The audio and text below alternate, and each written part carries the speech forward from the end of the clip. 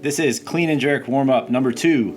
First movement that we'll start off with here are squatting quad ankle rocks. So get into your clean stance, foot position, and then down into the bottom of a squat, you're gonna place the barbell on your knees and you're gonna shift back and forth, putting pressure into the ankles.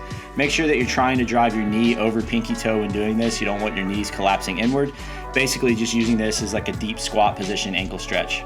Next movement that we'll move on to are barbell Kang squats.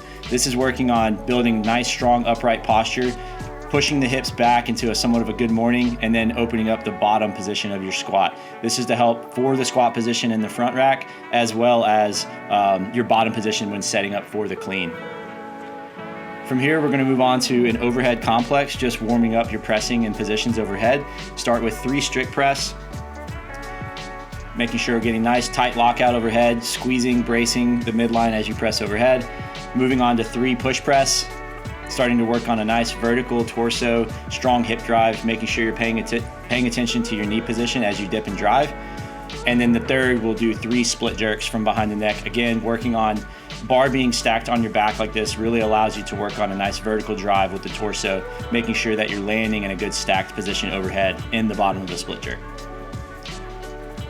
Next, we'll move on to a tempo front squat with a 3-second count down, a 3-second pause in the bottom position, and then a 3-second count back up. And we'll repeat this for a couple of reps. Just working on warming up front rack position, squat position, and a nice vertical torso position when you get down to the bottom of the squat. And then the final movement in this sequence is a 3-position clean and jerk. First rep is at mid-thigh. The next rep is starting at the knee. Again, working on finishing the pull into the hips, nice solid footwork on the split jerk, and then the final rep from this sequence is about 2 inches off the ground. And that rounds it out. Follow through this for about 2 sets, you should be good to go.